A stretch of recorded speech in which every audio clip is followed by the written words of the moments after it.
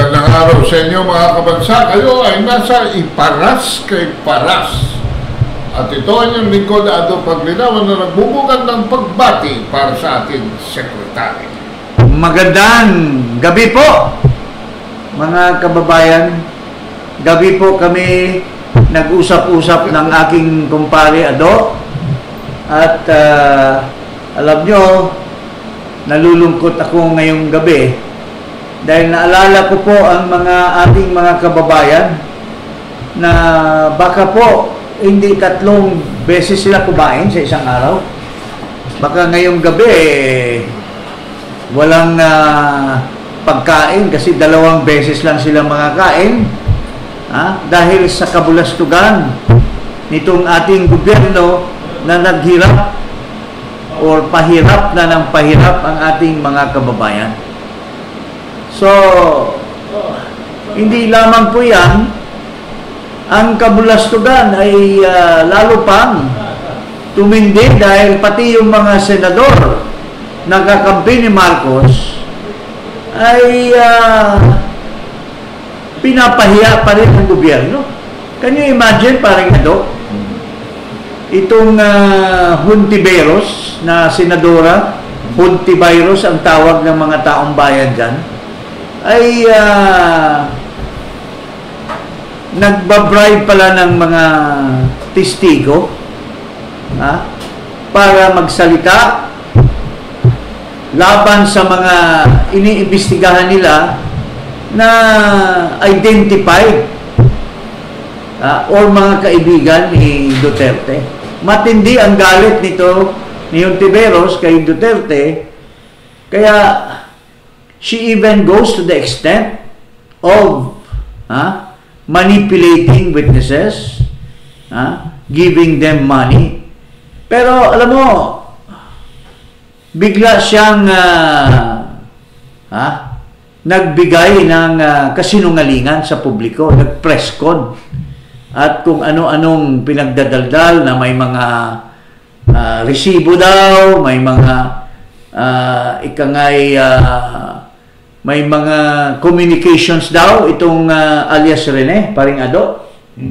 Ang dali-daling gumawa ng account at gumawa ka ng mga text messages or doon sa account mo sa email.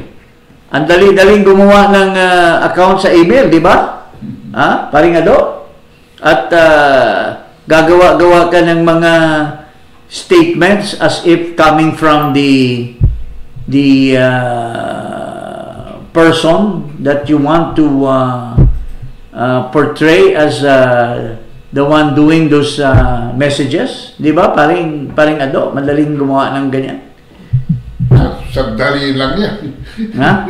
So, in other words, lahat ng mga dinadaldal ni Hontiveros ay puro kasinungalingan. Because, alam mo, personal experience ko, paring Ado. Can you imagine, pinuntahan namin ni Ferdy Topacio yung mga bata, kasama namin yung tatay nung mga minors. Pumunta kami sa Senado at alam namin na nandoon yung mga bata. Pero anong sinabi nung kanyang staff, a certain lawyer? Wala daw doon. Wala daw doon sa kanila. Well, in fact, they were still there at the time we went there. So, biglaan na lang, kasi may kasama kaming CIDG, paring Ado, nilipat nila kaagad doon sa kanyang kakampi, kanyang kasabwat na akbayan na Bishop, Bishop David. Ngayon Cardinal na. Cardinal.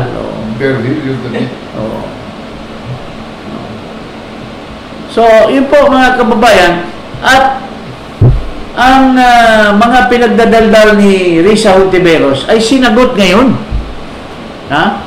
sinagot ngayon itong si alias Rene.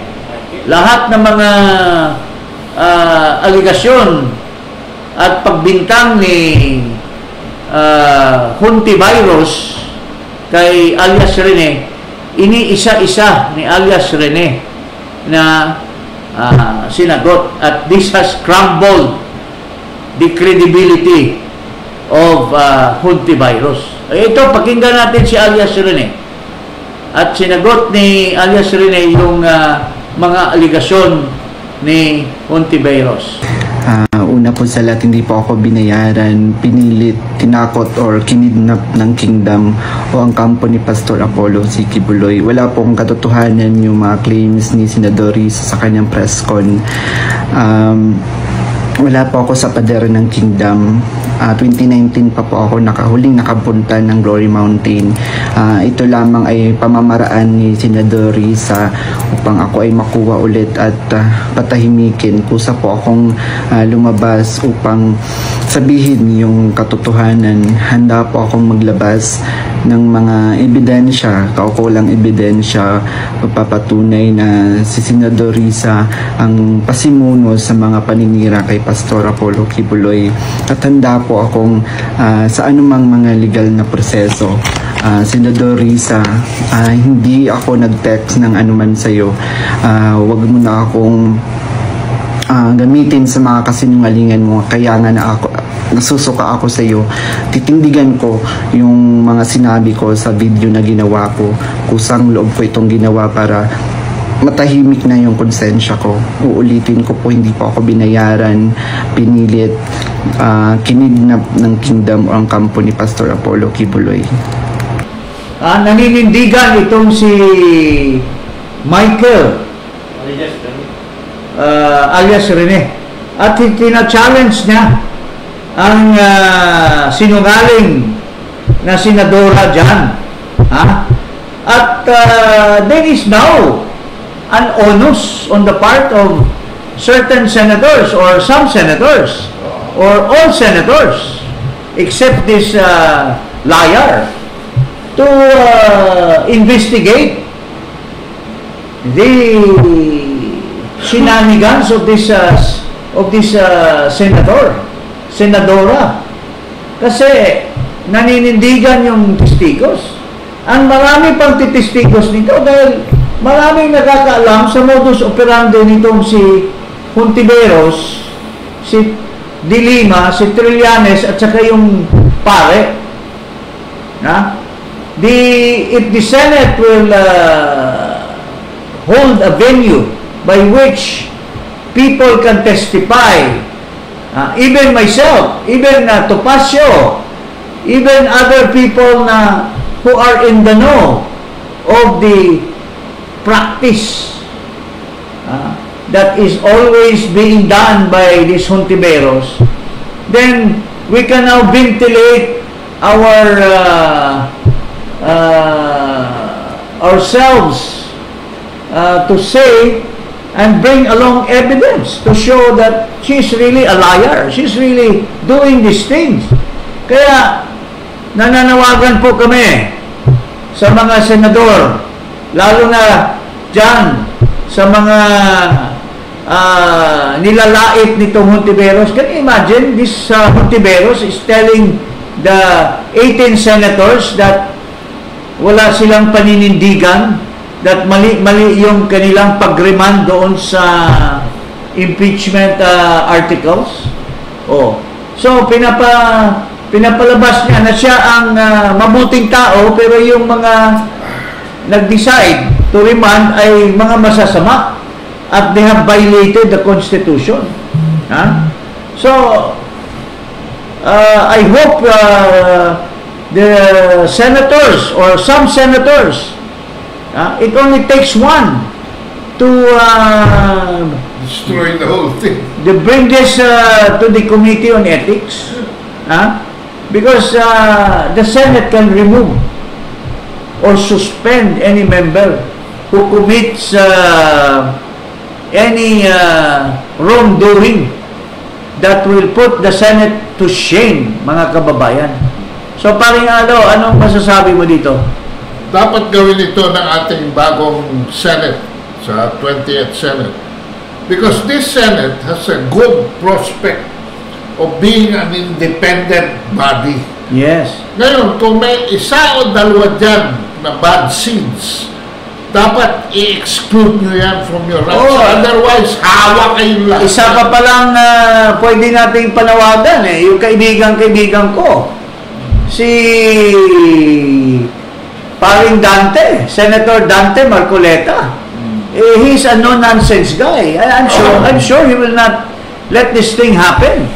Na may isa sa kanila na questionable yung pagkasenador nito minanipulate ni Noynoy Aquino, dinala ng poder, influensya para maging senador ito dahil nilampaso na ito noong una ha? Tapos tinulungan niya si Noynoy Aquino, nagsipsip siya para ma-impeach si Chief Justice Corona. Can you imagine during the course of Miriam's investigation, interpellation in the Senate, one of the witnesses bumigay at sinasabi si Hontiveros ang nagmanipulate ng mga dokumento. At sabi ni Miriam, those are hearsay documents. So, pwede pasumpi na yun. Kailangan na talagang yung si Attorney Sabio, pwedeng ipatawag yan to testify. Dahil si Hontiveros, si Trillanes at saka si De Lima, yun din ang mga active manipulators doon sa Bicoy incident. So, marami pong magagawa ang ating Senado para malinis yung mga iskalawag dyan, mga kababayan. And ito, ang tinutukoy natin ay itong Hontiveros na akala niya, ma-manipulate niya ang taong bayan. Pero hindi nagpatinag si alias Rene, mga kababayan. So, it's her word against Rene. It's her word against Attorney Sabio. It's her word against Topacio and company. And so many others who have filed cases against her for bearing false witness to the Senate. Tsaka pattern It's a pattern of lies. Yes. So, ito, si Sas Rogando may sinasabi, Risa girl, makinig ka sa akin. Nilaglag ka na ng mga kasabwat mo. Pwede ba ikaw lang mukhang malinis sa kanila? Ikaw nga, in the land of the blind, the one-eyed man is king. What they did to Sarah, they will do to you. Kung di mo pag-gets, you are not as bright as I think you are. Itong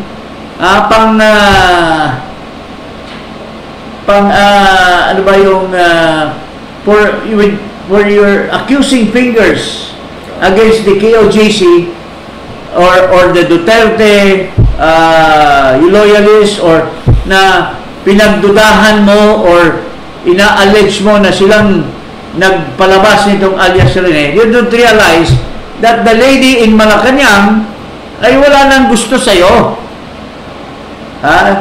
Sila yan ang sanay na sanay at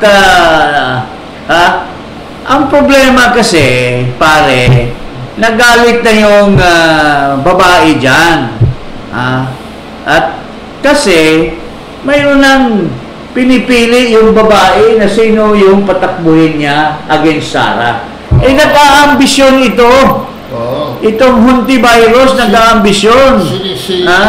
Sinisingit nyo yung sarili nyo. Kaya yung babae dyan sa Malacanang, yung matapang na tiyanak dyan, ayun, hindi mo ba tinitingnan na posible yan ang lumaglag sa'yo at nagpagsigawa ng mga moves against you para as early as now mapipilay ka na, Madam Hontiveros?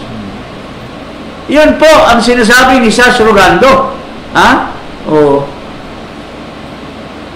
So, sabi nga ng iba, bakit masyadong nagpapabeauty ngayon ito si Ontiveros? Talaga bang mayroon siyang plano talagang magiging ikangay maging presidente? Sabi nung isa, ito lang yung itsura niya noon. Tingnan na natin. Bakit nilalait siya ng mga taong bayan dyan sa social media? Tingnan mo. Yan yung itsura niya nung ginagahasa niya yung PhilHealth. Ngayon, masyado siyang pinapaganda ni Vicky Bello. Anong masasabi mo, Paningado? Ibalik mo ang 1.7 billion pesos ng PhilHealth. Ginamit niya yung PhilHealth para sa kanyang kandidatura. Mayroon din isang senador dyan, ginamit din yung isang ahensya para maging senador din siya. These are all courtesy of Noynoy. Sabi ni Noynoy, kayo mga best friends, ikaw senador, so-and-so, ikaw senadora, so-and-so, gamitin niyo yung pera ng gobyerno. Akong bahala. Tapos mayroon pang isang senadora, pati yung Office of the Solicitor General, naglagay na ng desisyon ang COMELEC na disqualified. Pero ginamit yung Office of the Solicitor General. No other than the Solicitor General. Can you imagine? The Solgen is supposed to depend an office, government office, or the officials like the COMELEC. Pero sinong dinipensahan pare? Yung kandidato. Para mapalabas na hindi siya foundling. So, yun ang mga manipulation ni Noynoy Aquino during his time. Para yung mga kaibigan niya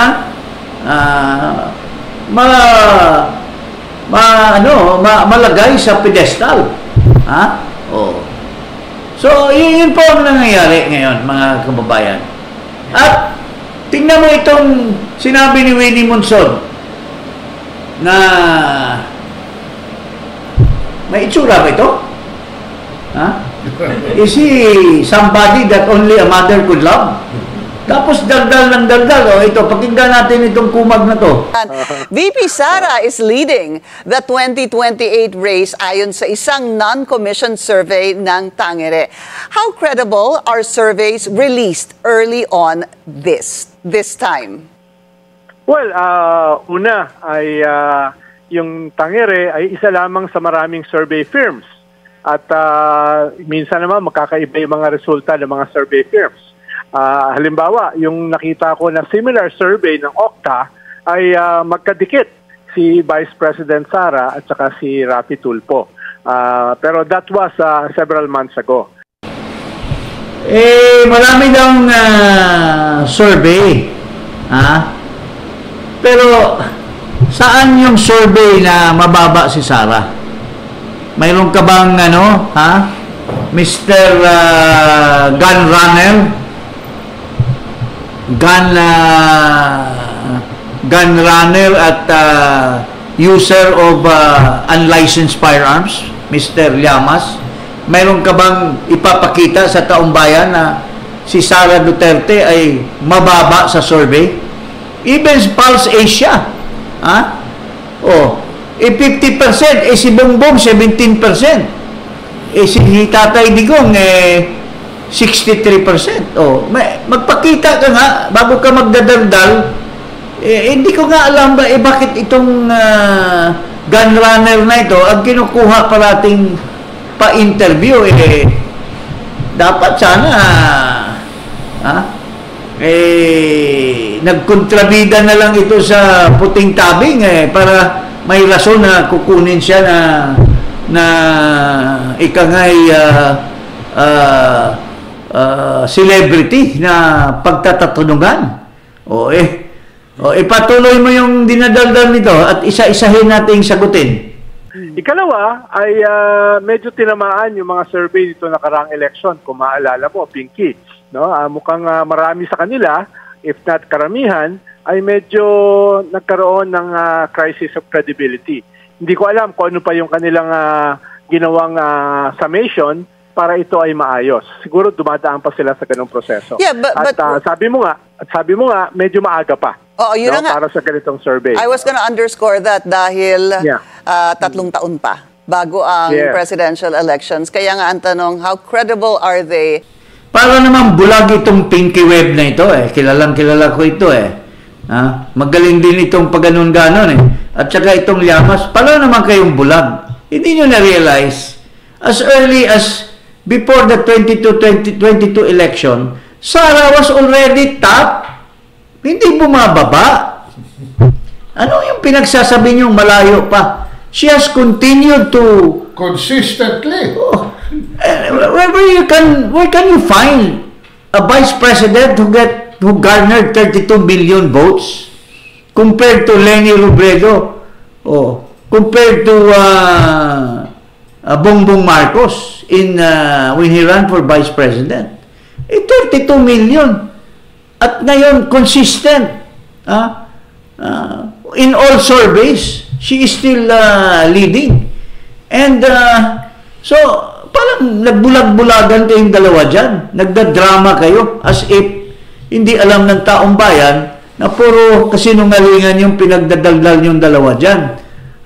Ipatuloy mo pa pare. So, pero because it's the one that's out, ayon kasi din sa survey, it's Sara versus Leni sa 2028. How likely is this scenario para sa'yo? Well, una, isa sigurong manifestation yung survey na yan. Sa lahat ng nakalagay dyan, si Vice President Sara pa lang ang medyo openly nagsabi na tatakbo siya sa 2028. Mahalaga yun Dahil pag hindi mo sinabi na ikaw ay kandidato, hindi ka ganun kataas. Sabi nga nung isang head ng isang survey na kaibigan ko, kailangan sabihin mo na interesado ka para madagdagan yung iyong numero. Diyan sa lahat ng na-survey na yan, mukhang si Vice President lamang ang medyo openly umamin. Nasasabi lang ni Inday Sara, she will decide on the December of 2016 if she will run or not. 2026. Of 2026. Binabaliktad mo naman gun runner Binabaliktad mo naman yung sinasabi ni Sara Pinalalabas mo, si Sara lang ang nagdeklara. Hindi pa nga nagdideklara. Hindi pa nga nagdeklara. Pero, maski hindi nagdeklara, noong 2022 nga, 2021, pinipilit nga ng mga DDS lahat, pati si GMA, pati si Amy Marcos, pinipilit nga siyang magpresidente yung tao ayaw Otherwise, this bangag na presidente would not have existed. Kung matakaw sa pwesto si Sara, because at that time, she was leading in all surveys for the presidential election in 2022. Remarkably leading. So where are you getting your facts, gun runner? According daw doon sa kaibigan na kausap niya. Sino yung kaibigan kausap mo? Sino yung kaibigan na kausap mo? Si Mahar Mangahas? O si Okta? Sinong mga kaibigan mong mga nagsasabi? Sino? Baka si Manny Pangilinan. Whatever. Hindi naman maging kaibigan ni Manny Pangilinan yan Shadow. Iirapan lang ni Manny yan. Who is he? Si dating Vice President Leni Robredo ay kakapanalo pa lang as mayor sa Naga Kaya duda ako kung at this point ay ina-entertain niya na tumakbo uli as president. Si Raffy Tulfo naman, lagi niyang sinasabi na hindi siya interesado. Si Bongo, I'm not sure, may nagsasabi na interesado siya, lalo na nag-top siya dito sa nakaraang senatorial elections, mukhang si Speaker ay medyo tahimik for a long time tungkol dito. Kaya for now ay definitely mas mataas si Vice President Sara dahil siya yung umamin na interesado siya. Pero lamang si VP Sara sa Tangere survey. Inumit ni gun runner yung kanyang girlfriend. Sabi ni Winnie Monsod, Senator Risa, is it true that you have a boyfriend who works in Malacanang? I heard that your boyfriend or your lover is Ronald Llamas. What? Takot na takot kasi sabi ni Hontiveros, bakit naman ma-in love ka ako dyan? What? Pero dito hindi niya sinama. Kaya niya hindi sinama kasi Sa dinirepel niyang listahan, kasama. oo, pero ino-omit niya yung kanyang hindi naman siguro, so dinideny ni Hontiveros, so we cannot presume na boyfriend. Baka mayroon kasing mga lalaki na nagdadaldal na girlfriend nila yung isang babae. Pero nung nalaman na nung babae, sabi ng babae, what? Hindi ko boyfriend yan. Kaya hindi niya sinama. Pero yung kanyang kaibigan, sabi niya, my comrade, sabi ni Hontiveros, my comrade for 30 years. Comrade pala niya ito. Sa Tagalog kasi, ang comrade, kaakbayan. Kaakbayan. Nakaakbay. Nakaakbay siya. Pero sabi naman ni Risa, uy, huwag mo akong akbayan. Kasi, hindi kita type. So ganoon. So hindi niya sinama yung ambisyosa niyang kaibigan for 30 years. Ang minention lang niya, Tulpo, si Speaker. Umiwas siya kasi baka tamaan siya. Umiwas siya, baka sabihin, self-ano mo lang yan self-aggrandizement mo lang na sinasabi mo na may mga ambisyon din yung friend mo na magkandidato pagka-presidente. Yun pa. At minimension pala niya si Senator Bongo. Iniintriga pa si Sara at saka si Bongo. Alam naman si Bongo, Wedge. hanggang pang vice president lang yan. Alam mo, with due respect, kaibigan ko si Bongo. I was a political advisor then. Kinalap namin, inano namin ang mga governors lahat sa Malacanang. Isa lang ang out of all the governors, yung Tamayo lang at saka yung Bamba. Ang ayaw kay Bongo at the time to run for president. Pero walang interest si Bongo, iyak-iyak pa nga no, I withdraw, hindi ko kaya maging presidente. Tapos ngayon, iintrigahin mo si Bongo na tatakbo ng 2028 against Sara Duterte. Obvious ka na pinapaaway mo yung parehong kampo.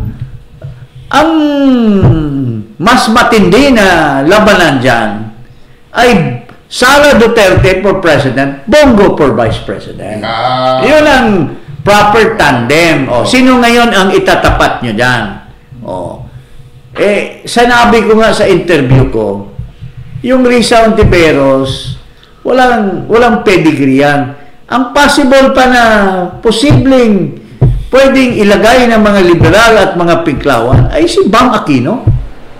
Yun pa ang may chance. If he will shine in the next 3 years, posibleng baka pwedeng maitulak ng liberal yung Bam Aquino, di ba, partner? Actually, nililigaw na lang yung narrative Pero actually, si Bam Aquino talaga ang pato nila dyan. Pero wala pa rin laban kay Sara yan, with due respect. With due respect. Miski maganda yung performance niya puno dito sa 2025 elections, marami pa rin kakarin. Pero mayroon man nagsasabi na hindi kami makapapaniwala. Kaya yun nga yung bunga ng sinasabi ni Llamas na yung mga ibang survey na nagsabi na kulelat sila Pangilinan at biglang sabi ng sabi ng Pulse Asia, mukhang saan galing yung survey na kami naman accurate kami. Well, let's ask George Garcia how that happened. Kasi katakot-takot ang magic ngayon Itong si George Garcia, mga kababayan, na napaka-matino na lawyer yan. Lawyer ko yan, lawyer ng misis ko. Lawyer ko yan for so many years. Matino na matino. Pero iba na talaga pag may iba na talaga pag may mga ganyan. Magbabago ang tao. O pwede nang maging manipulator ka of election if ever. Pagka kasi ang daming matino na nabulag. And they can do everything because they have attained that certain position that they have never dreamed in their entire life. So that they will do everything as dictated by the benefactor ba ang tawag niya? Yung nagbibigay? Padron. Yung padron. Padron? George, wag naman. Alam mo, pare, nung nag-abogado ka sa amin, kabisado mo yung issue tungkol sa natural born citizen. Yun ang kaso ng asawa ko kalaban doon sa na hindi natural born citizen. Pinaglaban natin yan. Alam mo na yung si Joey Chua parehong-pareho doon sa kaso ng misis ko at pinaglaban mo yung kaso, pero bakit ka ngayon salungat na doon sa pinapasok nating doktrina noon? Is it out of what? Or is it out of dictation? Wag naman. Kaya papanalunin mo yung hindi nanalo sa butuhan. Hindi naman tama yan, di ba? So, yun po mga kababayan ang nangyayari dito sa ating bayan. So, talking about Inday Sara for the 2028 election, you have to prove otherwise that she is not the one who will bring our country back to normalcy in 2028. Di ba, paring Ado? Sa pananaw ng karamihan ng Pilipino, no vacancy na yung presidency sa 2028. Vice presidency, pababa na lang ang open. So talagang tinutulak nila yung impeachment. Oo. At saka, by all means, mayroong mga tao na masyadong nagmamarunong, wala pa nga, hindi pa nga sila nagkaupo, hindi pa nga nila ginagawa yung kanilang tungkulin, nagdadalal na, tulad nito, nagmimiron. Hindi ka pa nga nakaupo at nag-aambisyon ka na maging Senate President, dapat tumahimik ka na lang bigay ka ng opinion na wala namang katuturan. As if sinasabi mo, master daw niya yung rules. Ang rules nagbabago. Pero kung parot ka, pag nagbago na yung rules, yung inaano mo, minimemorize mo noon, hindi na yun yung ngayon. Hindi maka-adjust sa... tingnan mo ito sa interview ni, ito si Tito, kaibigan din natin to.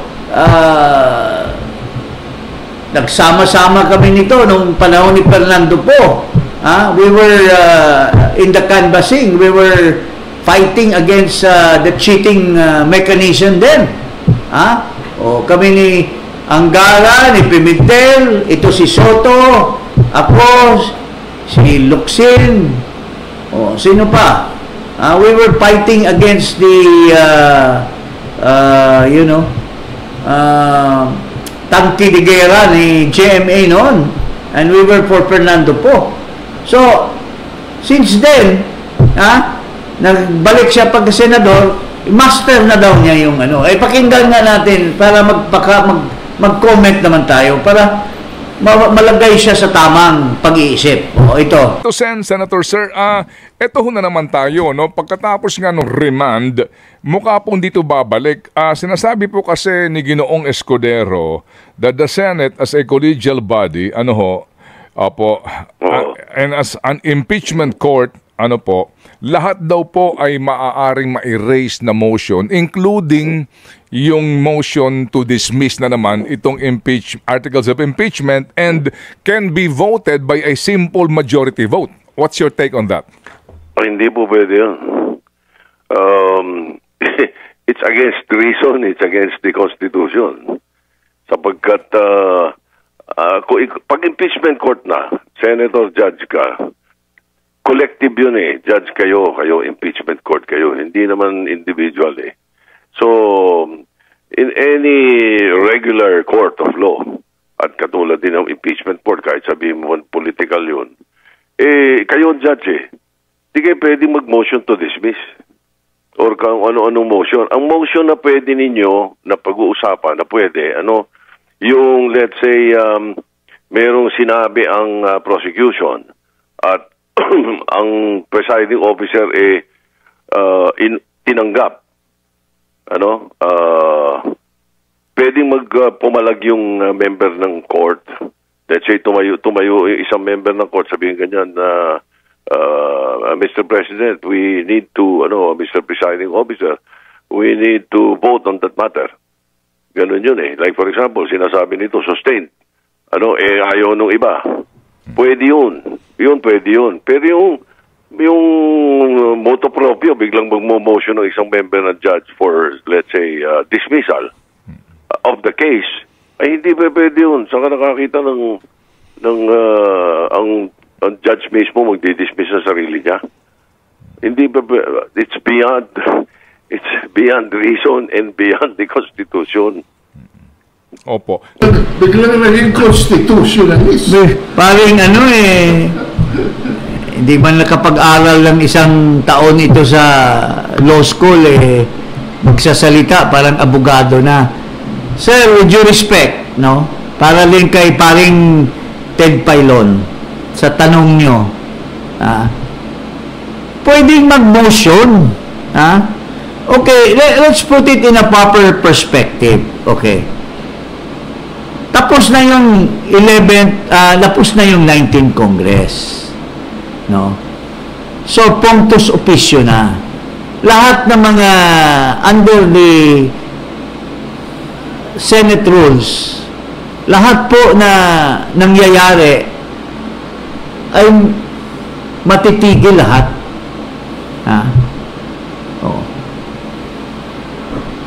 Kasi 20th Congress na. So, yung impeachment, I don't know kung binalik na ba o pero yung impeachment was filed in the 19th Congress. So, magkukonvene ngayon, paring Ado. Magkukonvene ngayon yung 20th Congress. Pag-convene ba, automatic na ba yan impeachment court? Hindi, Senate yan. It will go back to its regular personality. Its regular function, which is a legislative body. So, halimbawa, during the morning of kailan ba? 28 ba ang SONA? During that morning, mag-i-elect ng Senate President. So, you cannot take up regular functions or whatsoever. It's the next day. At that time, dapat kasi ipipicture mo, Soto, kung nasaan na yung impeachment articles. Kung nandoon pa sa 19th Congress, wala na yon. Dead in the water na yon. Pero there are people who says it will continue. That's debatable.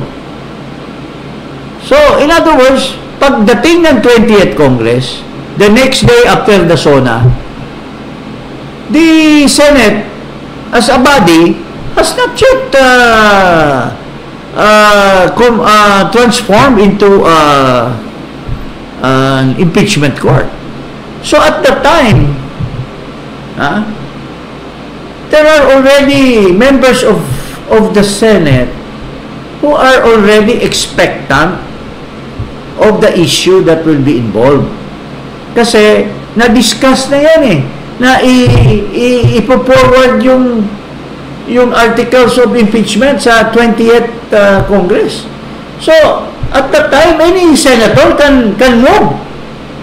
Mapipigilan mo ba kung isa doon sabihin, we will no longer receive any impeachment articles because yung article na pinag-usapan natin ay dead in the water na yan So anybody can motion, pero it doesn't mean that that motion will win or not. So doon mag-start ang debate even before the convening of the impeachment court. In fact, they have to move back to convene the impeachment court. Ito, masyado ng advance itong si Soto. There is a time period by which the Senate can, act deliberate as a legislative body first. Now, kung natanggap na nila yung impeachment, anybody can say, no, this impeachment is punctus officio na. Wala na ito. So, magkakaroon ng debate. So, magkakaroon ng mga motions. So, anong pinagsasabi nitong Soto na ito? Marami pang pwede mangyari. Marami pang pwede mangyari bago mag-convene. Hindi yung automatic, Soto. Hindi yan automatic na yung impeachment court na na-convene sa 19th Congress is the same impeachment court. Kasi 12 lang yun Wala na majority yun. So, yung panibagong 12, hindi naman automatic na, kayo, kasi na-form na namin yung impeachment court, kayo, mag-out na kayo. Sabihin ni Marcoleta, bakit kami mag-out? Ayaw namin magpatuloy yung impeachment court. In other words, the impeachment court of the 19th century is different than the impeachment court on the 20th. Kasi you have to get the majority vote. Halimbawa, yung bagong 12 will say na ayaw namin Ayaw namin tanggapin yan. Tapos na. So, hindi pwedeng mag-motion. Napaka-ek-ek mo naman. I mean, kaibigan natin ito. Pero, we're just discussing the merits. Siya, masyadong nagmamarulong Gusto lang maghusga. At pinapakita niya na, kayang-kaya ko yan. Kailangan gawin niyo akong Senate President dahil magaling ako mag-preside. My God, walang ganun. There's no such thing. Because the rules of the legislature is dynamic. Pwedeng palitan yan today. The rules of the 19th Congress can be changed by the new. Each Congress has its own. So what you've learned as a parrot in the 18th and 17th and 16th Congress is not what it is in the 19th and the 20th. Ito yun. Nakapagtataka naman sabi naman siya raw ang pinakamatagal na naging senador, hindi pa natuto. Hindi ka pa natuto. Ikaw na nga pinakamatagal gusto mong bumibida. Tama si Cheese abogado yun alam niya yung batas Tama si Alan, alam nila yung batas ikaw ano ka lang widow ka lang nagwi-widow lang ito with due respect I mean, alam mo naman malaking respeto ko dyan dahil kuya ko yan eh. Nung kay Fernando po kuya Tito ko yan eh. Kuya Ed, Kuya Nene Pimentel, Kuya na Tito pa. Kuya Gringo. Yun ang mga kasama ko nung FPJ days. Kaya naging kuya yan. Pero kuya, wag ka naman masyadong magmamarunong kuya. Mali-mali yung pinagsasabi mo kuya na hindi pwedeng mag-motion. Hindi naman automatic pag-convene ng 28th Congress nandiyan na kaagad yung impeachment court. The impeachment court will be convened. It's a new impeachment court. Kasi tapos na eh. Ang theory kasi dyan ng iba, since ang impeachment is not a legislative act, hindi continuous daw. That's just an opinion of some. Theory lang yan. But the Senate is a Pagdidibatehan pa yan. Kasi maraming mga senador na tulad ni Congressman Marcoleta, he doesn't believe in that.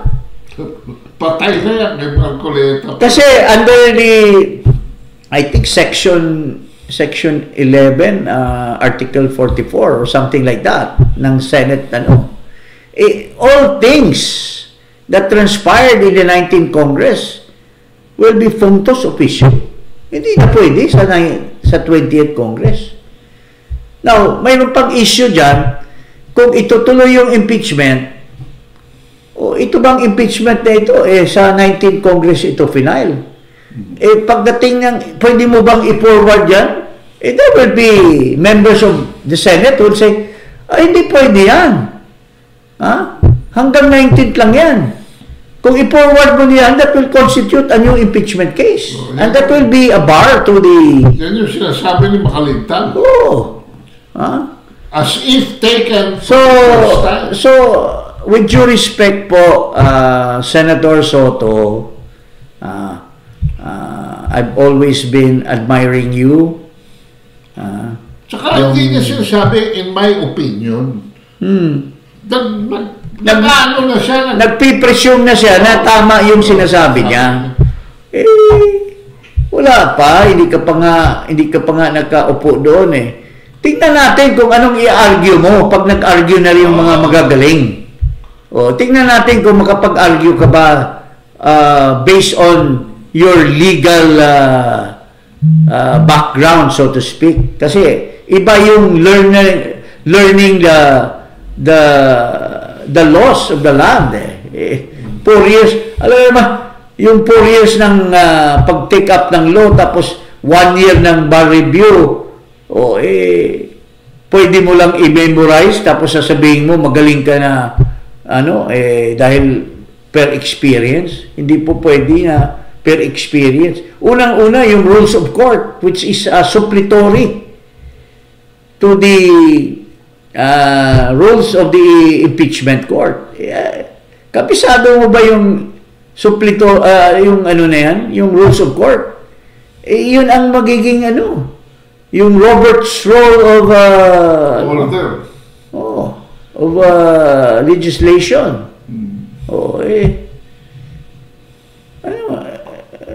Wag naman ganun, di ba? Paring Ado. Patuloy natin.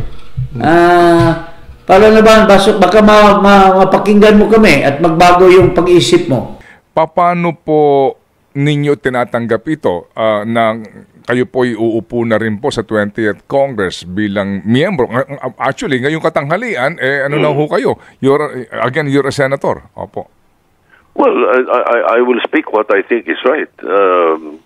Sasabihin ko, kukontrahin ko kung may tumayo doon at sasabihin bigla na, let's say sa impeachment court, hindi pwedeng sa Senado.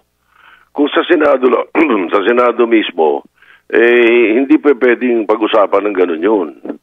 At didebatehin, napakahabang debate nun at napaka-madugo yun. Sapagkat hindi ka naman impeachment court eh. Pag nag-constitute as an impeachment court or tumawag ang presiding officer na impeachment court sila, ibang usapan na naman yun. Iba yung legislative function, iba yung impeachment function. as a court. Opo. Tito Sen, paano po kung ito ho naman po ay hypothetical lang.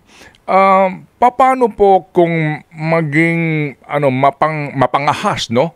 Yung mayorya sa 20th Congress in the Senate at sabihin nila na hindi sa impeachment court, i-ratio na yan, sigurado may tututol dyan. At the end of the day, let's vote, no? And kailangan lang dito kasi hindi naman ito trial, hindi naman ito conviction o acquittal. Ang kailangan lang dito simple majority. At kapag may question, you go to the Supreme Court. After all, they are the final arbiter. Paano kung ganun? Pwede ba mangyari yon? Yung mapangahas na at wala na hong, kumbaga, kung gusto nyo, kung ayaw nyo, kung kumukontra kayo, punta kayo Supreme Court. Talagang yung senaryong sinasabi mo na yan, pwede mangyari yan. Ngayon, nasa sa miyembro ngayon ng Senado yan. Ganun ba naman ang karamihan ng mga takbo ng utak ng mga senador na binoto natin? Hindi naman siguro. Pero kung sakasakali na mali ako at ganun nga ang takbo ng mentality ng karamihan, hindi maiiwasan na may mga ganung mentality. Pero yung karamihan, palagyan na natin, hindi maiiwasan may magdala niya sa Supreme Court, sigurado yan. At saka yan yung tinatawag na grave abuse of discretion. Sigurado yun. Yun ang ipapalag sa Supreme Court. At nakakahiya ang Senado kung biglang mag-decide ang Supreme Court na sinabing may grave abuse of discretion kayo.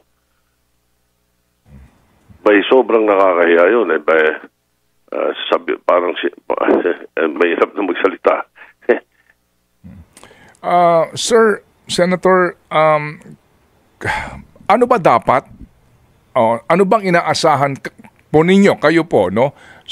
Kapag nag-convene ulit ang impeachment court, after itong seremonya ng formal opening po ng 20th Congress, what do you expect na mangyayari po dito sa mga una at ilang mga araw po pag nag-convene na po ang impeachment court? Ano ba dapat mangyari? Ang tingin ko dapat mangyari,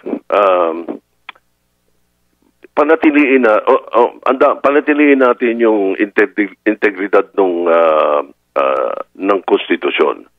I'm also concerned about the integrity ng impeachment process saka yung impartiality ng mga senator judges It is demanded by the Constitution. So, may final na articles of impeachment ang House of Representatives sa Senado. Dapat talakayin yung articles of impeachment. Ngayon, may problema kayo doon sa articles of impeachment. Dapat yun, pag-usapan nyo muna. Hindi yung bigla na lang pagtawag doon, may isang tatayo at doon kayo magdidebate. Hindi. Kaya nga, sinasabing dapat yan, nagkukukus madalas yan Okay. Niriman na nga dahil may issue tungkol sa validity. Tapos sasabihin mo, there must be integrity. Ano yun? There must be impartiality. Paano naman nagiging impartiality yan? Political, ikaw mismo, inamin mo na political exercise yung impeachment. It's not really an issue yan based on doon lang sa kay Corona, matanong kita, Soto. Ikaw ba naniwala talaga na yung bumoto kayo kay Corona ay hindi kayo impartial? Hindi kayo people of integrity?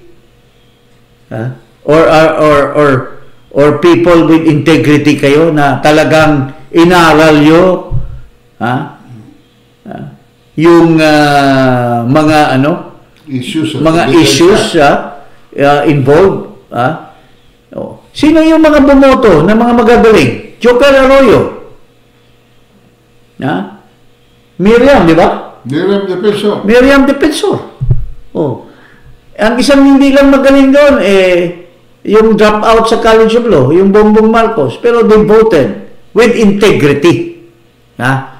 With impartiality. Kasi talagang sinuri. Pero, Jinggoy Estrada, binisto kayo 20 kayo.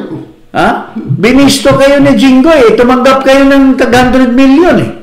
O, impartiality ba yun? Ha? Sabi ni Jinggoy, we were given 100 million eh, in projects eh. Nung nakulong na siya doon sa, ano, ha? Sinabi niya yun. O. So, impartiality, eh, ano?